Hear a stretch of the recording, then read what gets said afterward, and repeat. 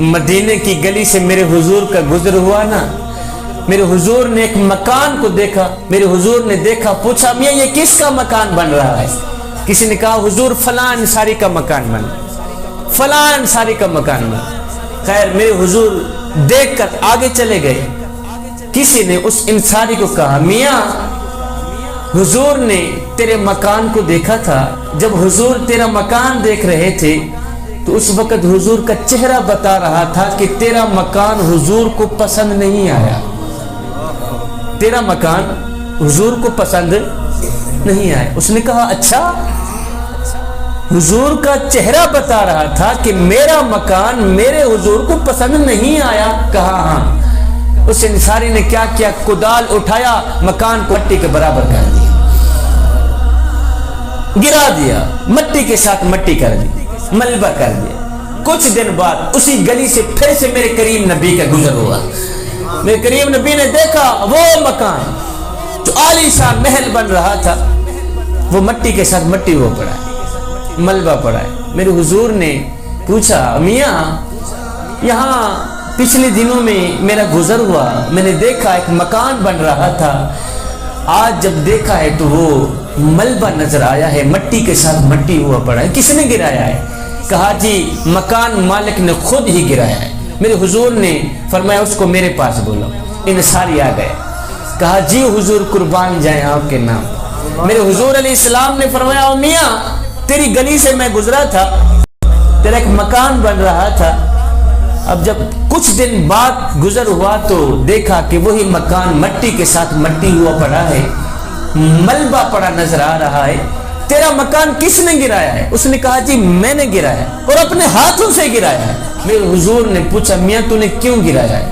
اب اس کے گرانے کی وجہ دل کے کانوں سے سنیے گا۔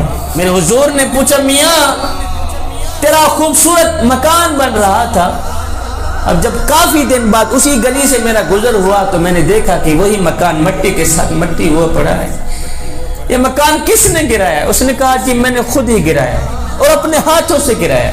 میرے حضور علیہ السلام نے پوچھا میاں تو نے کیوں گرایا ہے؟ میاں تو نے کیوں گرایا ہے؟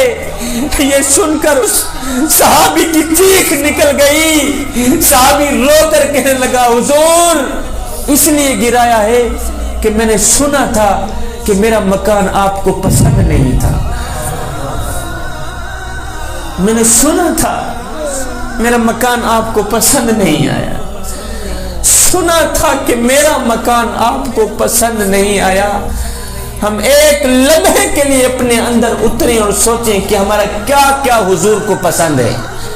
کسی پیر سے پوچھنے کی ضرورت نہیں، کسی فقیر سے پوچھنے کی ضرورت نہیں، کسی مولوی سے پوچھنے کی ضرورت نہیں، آپ اپنے ہی مفتی سے پوچھیں۔ یہ جو اندر مفتی بیٹھا ہے نا، آپ اس سے پوچھیں کہ ہمارا کیا کیا حضور کو پسند ہے، ہمارا کیا کیا اللہ کو پسند ہے، کیا کیا اس کے رسول کو پسند ہے۔ سبحان اللہ۔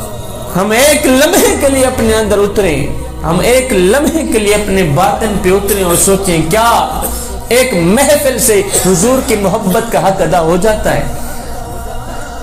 کیا چاول بنا کر لوگوں کو کھلانے سے حضور کی محبت کا حق ادا ہو جاتا ہے؟ کیا ہاتھ لہرانے سے، بلند آواز سے نعرے لگانے سے حضور کی محبت کا حق ادا ہو جاتا ہے؟ اگر نہیں ہوتا تو پھر آئیے سر سے لے کر پاؤں تک حضور کی غلامی کے رنگ میں رنگے جائیں۔ میرے حضرت فرماتے ہیں میاں یہ نہ ہو کہ کوئی تم سے پوچھے کہ تم کون ہوتے ہو اور تمہیں شناختی کارڈ دکھانا پڑے، دیکھو جی مذہب کے خانے میں اسلام لکھا ہے، ہم لوگ مسلمان ہوتے، پر میں نہ میاں نہ، کسی کو پوچھنا بھی نہ پڑے، تجھے بتانا بھی نہ پڑے، تیری وجہ کرتے تیرا طرز زندگی اور تیرا انداز معاشرت اس طرح کا ہونا چاہیے کہ تو دور سے آ رہا ہو، کوئی تجھے دیکھے تو فوراً کہے یہ کوئی عام نہیں آ رہا، یہ تو میرے محمد کا غلام ہی آ رہا ہے، سبحان اللہ، سبحان اللہ، یہ کوئی عام نہیں آ رہا، یہ تو میرے محمد کا غلام ہی آ رہا ہے۔ وہ ایک نوجوان تھا، چیتے کے اوپر سوار تھا، اس نے سانپ کو ہاتھ میں پکڑا ہوا تھا، چھری کے طور پہ استعمال کر رہا تھا۔ کمال کی بات یہ تھی کہ یہ سانپ اور چیتا دونوں اس نوجوان سے بڑے ہی لاڈ اور پیار کرتے چلے جا رہے تھے۔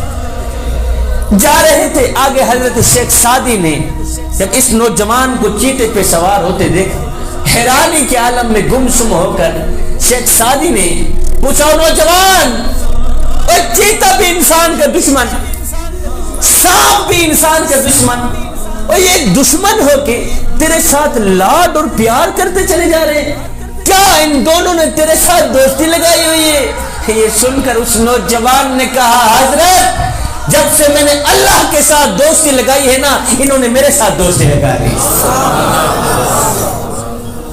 جب سے میں اللہ کا بنا یہ میرے